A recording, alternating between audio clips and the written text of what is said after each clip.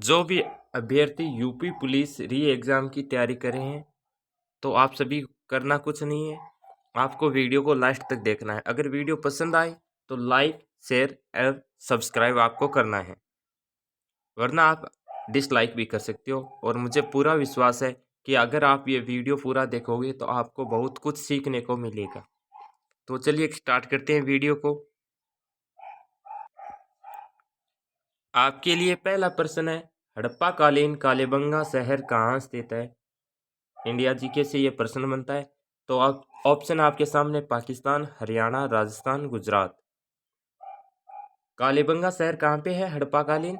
ये राजस्थान के किस जिले के अंदर आता है? हनुमानगढ़ जिले के अंदर। तो सही उत्तर होगा आपका राजस्थान। जगह का नाम पूछा जाए तो आपको करना था हनुमानगढ़। अब दूसरा प्रश्न आपकी यूट्यूब स्क्रीन पर है। कलिंग युद्ध के बाद सम्राट अशोक ने कौन सा धर्म स्वीकार किया?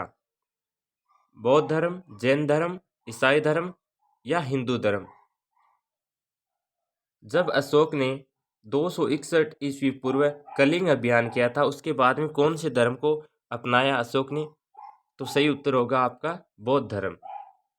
बौद्ध धर्म का अनुयायी बन गया था कलिंग युद्ध के बाद में सम्राट अशोक। तीसरा प्रश्न आपकी यूट्यूब स्क्रीन पर है। किस शासक से पराजित होने के पश्चात हुमायूं को 15 वर्षों के लिए निर्वासित होना पड़ा था? ऑप्शन आपके सामने अलाउद्दीन खिलजी, सिकंदर लोदी, मोहम्मद बिन तुगलक, शेरशाह। तो हुमायूं को 15 वर्ष के लिए निर्वासित होना पड़ा था। तो वो कब निर्वासित हुआ था? 1540 के अंदर। 1540 के अंदर युद्ध हुआ था बिलग्राम का, बिलग्राम या चौसा का युद्ध। तो किन किन के बीच में हुआ था ये? हुमायूं और शेरशाह के बीच में। तो किससे पराजित होने के बाद में इसे निर्वासित होना पड़ा था? शेरशाह से पराजित होने के बाद में। वापिस कब आया था ये याद रखना, 1555 में हुमायूं का पुनर्गमन हुआ था।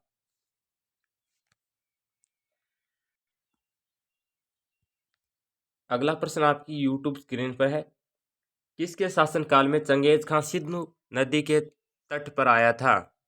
इल्तुतमिश, अलाउद्दीन खिलजी, सिकंदर लोदी, मोहम्मद बिन तुगलक। चंगेज खां किसके शासनकाल के अंदर सिंधु नदी के तट पे आया था? इल्तुतमिश के। तो ऑप्शन आपका एक सही होगा। जो भी विद्यार्थी इल्तुतमिश बता रहे थे उनका सही है। इससे एक फायदा और होगा कि इससे आपको आपका नॉलेज का जो भी आपने पढ़ा है उसका टेस्ट हो जाएगा कि मेरे कितने प्रश्न सही हो रहे हैं। तो मैं ये कहूँगा आपके इसके अंदर से 20 अगर प्रश्न लेके चल रहा हूँ तो 15 प्लस प्रश्न सही होने चाहिए। काकोरी कांड 1925 ईस्वी के लिए निम्नलिखित में से किसे फांसी की सजा नहीं दी गई थी? जो काकोरी कांड हुआ था 1925 में, उसके लिए किसको सजा नहीं मिली थी? रोशन सिंह, राजेंद्र लाहिड़ी, अशफाक उल्ला खां, चंद्रशेखर आजाद। सही उत्तर क्या होगा? चंद्रशेखर आजाद। तो ये एक प्रश्न और बनता है, काकोरी कांड के अंदर किन किन को सजा मिली थी?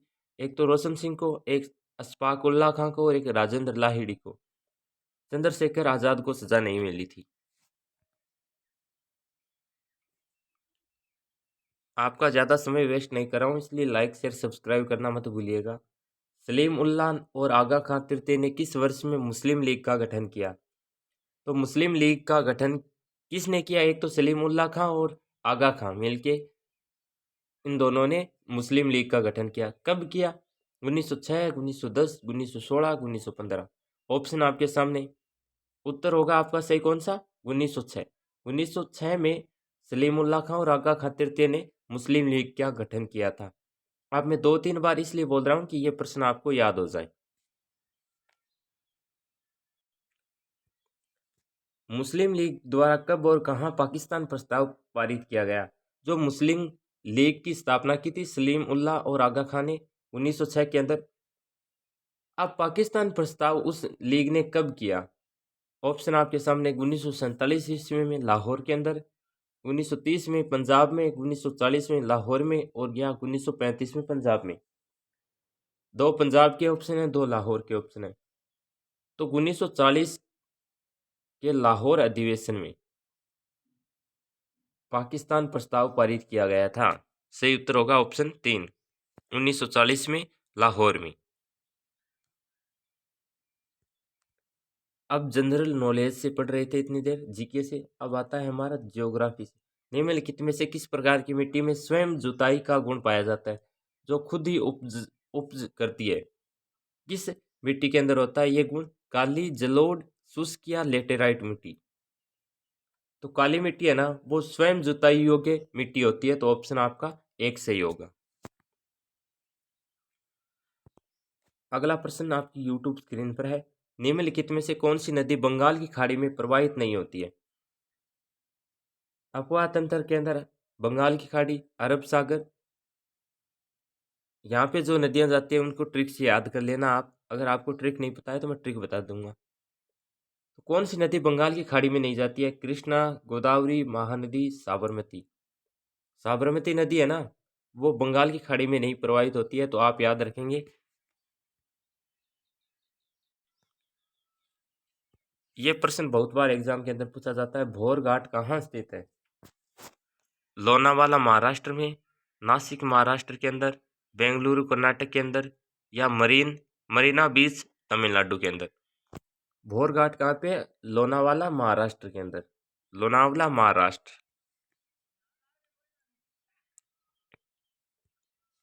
निम्नलिखित में से कौन सा राज्य बाजरा के उत्पादन में प्रथम स्थान रखता है? तो याद रखना आपका पड़ोसी राज्य है। मध्य प्रदेश, आंध्र प्रदेश, गुजरात, राजस्थान। तो राजस्थान है ना, वो आपका पड़ोसी है, ज़्यादा दूर तो है नहीं। और बाजरा उत्पादन की दृष्टि से किस स्थान पर है? प्रथम स्थान पे। अगला प्रश्न आपकी यूट्यूब स्क्रीन पर। निम्नलिखित में से चीनी उद्योग के लिए कौन सा एक कच्चा माल नहीं है? चीनी उद्योग का कच्चा माल कौन सा नहीं है? गन्ना, चुकंदर, मकई, शरबत या गाजर? तो देखो, गाजर से चीनी नहीं बनती है, तो सही उत्तर क्या होगा आपका? गाजर। चुकंदर से भी चीनी बनती है, याद रखना। गन्ना से भी चीनी बनती है, और मकई शरबत है ना, वो भी चीनी होती है। स्वतंत्रता के पश्चात किस वर्ष में भारत में प्रथम बार जनगणना की गई थी? घुमा फिरा के प्रश्न पूछा जाए, जैसे स्वतंत्रता के पश्चात पूछा गया यहाँ पे, ऐसे पूछ ले स्वतंत्रता के बाद पहली जनगणना कब की गई?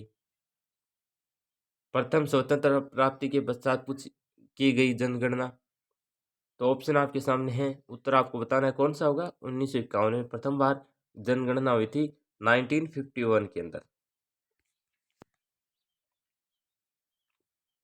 आपसे पूछा जाए लिंगानुपात क्या अर्थ क्या है?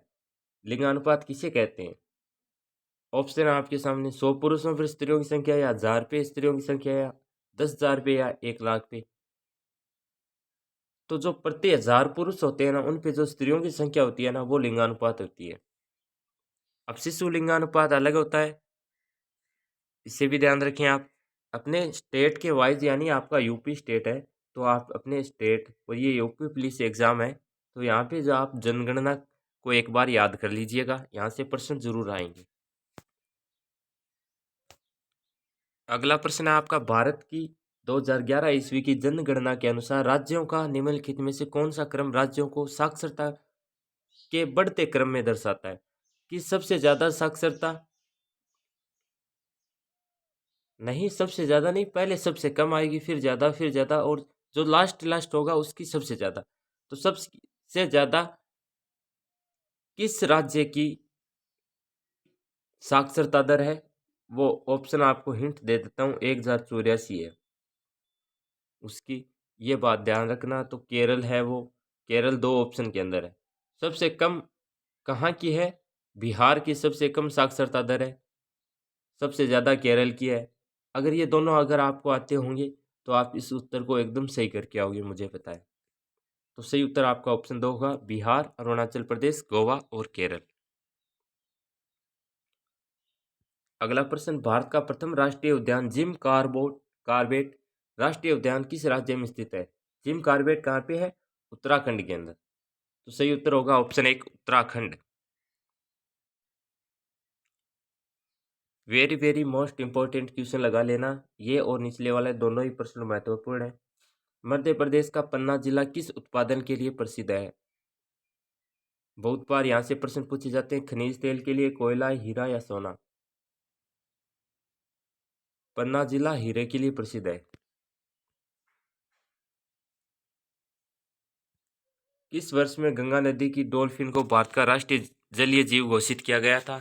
तो ऑप्शन है आपके सामने 2009, 2000, 2003, 1990। तो सही उत्तर होगा आपका 2009।